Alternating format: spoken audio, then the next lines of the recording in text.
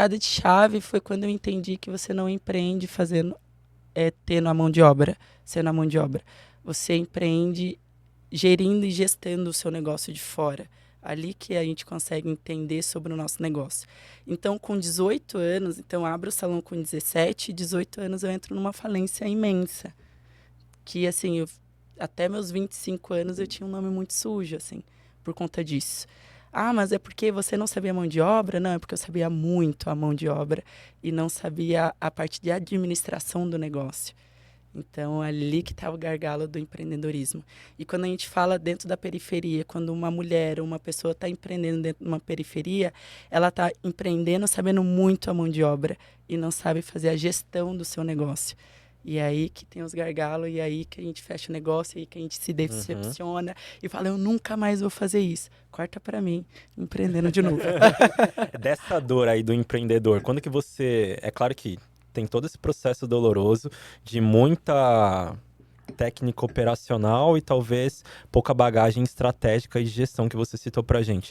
Mas quando você decidiu que você iria para uma faculdade ou fazer um curso de gestão ou se conectar com pessoas que pudessem te mentorar em relação a isso, quando que surgiu esse insight?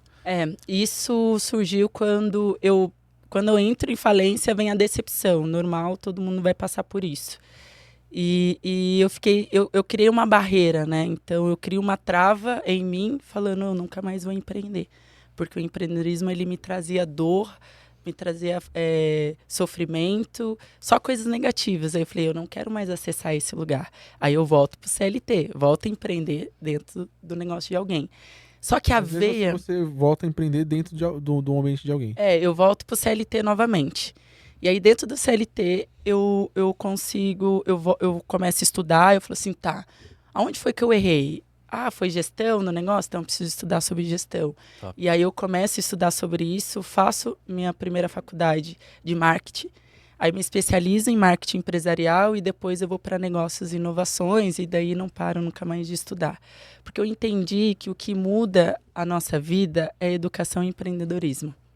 Top, velho. Você não vira a chave só empreendendo se você não coloca educação.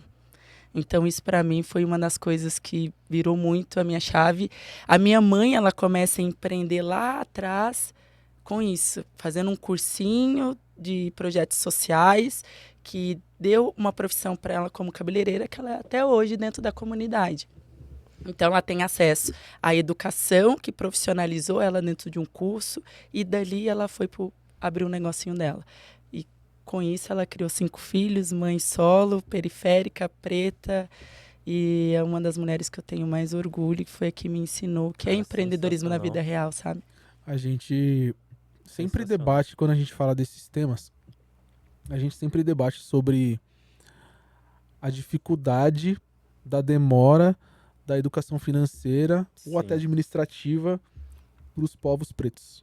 Sim. Seja ele homem ou mulher. E aí você acabou de testemunhar isso. Você falou, cara, beleza, dei uma guinada, mas eu não sabia o que fazer com aquilo. E aí, até pensando, talvez eu vou me antecipar, mas a gente volta aqui. Você acha que isso tem melhorado do ponto de vista de educação do povo para o povo, do ponto de vista de eu começo a empreender, eu sei o que eu vou fazer depois com os recursos que vêm, ou as pessoas ainda estão perdidas e elas se perdem e muitas coisas que têm um super potencial acaba dando um rollback porque não teve alguém também ali ao não teve lado. alguém assessorando, não teve alguém ajudando, não teve alguém investindo conhecimento de educação que você trouxe, a administração e etc e tal. Infelizmente, a gente não tem uma evolução como nós gostaríamos dentro disso. Porque se a gente fizer os cortes, né, e aí eu trago pelo que eu faço hoje, pelo que eu contribuo perante a sociedade, né, dentro dos meus projetos, e aí a gente vai discutindo e vai falando mais a fundo sobre isso. Quando eu pego uma pessoa dentro de uma periferia, uma ambiência de escassez, como eu falo para ela que ela pode mudar de vida e ela pode ser o próximo milionário da família? Se a ambiência dela não permite com que ela saia, ela não consegue destravar disso. E eu falo porque isso era impossível para mim. Então, para mim, dinheiro na época, assim, ganhei R$2.000. Uau! Pô, R$2.000, hoje eu não faço nada. Eu acordo devendo X já. Sim. Empreendendo, você acorda negativa, você não acorda sobrando dinheiro. Então, a primeira coisa a gente fazer é colocar acesso. E acesso na base. Se lá atrás, na escola, vamos voltar para a escola, se eu tivesse aprendido com o meu professor de matemática, que a gente tem que fazer, ou pudesse ter um departamento dentro das escolas, que é a nossa base de todo mundo, que a gente tem que fazer uma gestão financeira, talvez a gente teria dentro das periferias, junto com os povos pretos e tudo mais pessoas protagonistas nesse lugar. Mas a gente ainda vive uma sociedade de escassez. E é isso a gente fala de mentalidade, de ambiência. Eu não consigo implantar numa pessoa que ela nunca teve o acesso que ela pertence ou ela pode estar naquele lugar. Eu não consigo chegar para uma mulher que está empreendendo dentro da periferia e falar assim, olha, é possível você chegar nos 50 mil por mês. Se ela não chegou nem a R$1.000 por mês. Sim, sim. Então, existe barreiras a ser quebradas, existe educação a ser trabalhado dentro disso. Primeiro, para ela se sentir pertencente. Porque quando eu sei que aquilo é para mim, nada mais me para. E aí a gente volta lá atrás da nossa base. E aí esse é o meu projeto. É levar esse acesso e esse tipo de conhecimento para dentro das periferias. Porque eu sei o tanto que é difícil chegar lá. É como se fosse dois mundos. Uhum. Tem o mundo da periferia, que é uma coisa... daqui a gente não sai, é isso mesmo.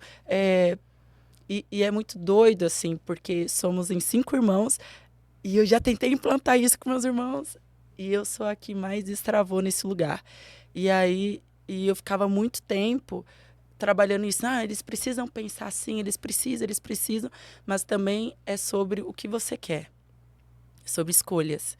Eu escolhi viver o que eu vivo hoje, eu escolhi acessar o que eu quero acessar hoje.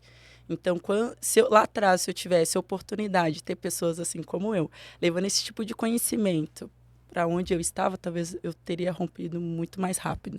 Nossa, sensacional então, isso. Eu acho que é isso, é sobre acesso, sobre pertencimento, isso, não sobre julgar. Porque as pessoas falam assim, Perfeito. a pessoa está lá, mas porque ela quer, porque não, tem um monte de oportunidade. Calma, nós temos, mas não chega. Não chega nesse mundo. E eu sei porque eu já vivi aquilo ali, eu sei que não chega. São bolhas totalmente diferentes, né? Então, o nosso papel é que a gente já desbravou esse lugar, já sabe aquele caminho, é mostrar para essas pessoas que elas podem sonhar, que os sonhos é possível, que elas sim podem faturar 10, 50, 100, e que o dinheiro ele é só uma energia e que ele é acessível para todo mundo. Cara, perfeito.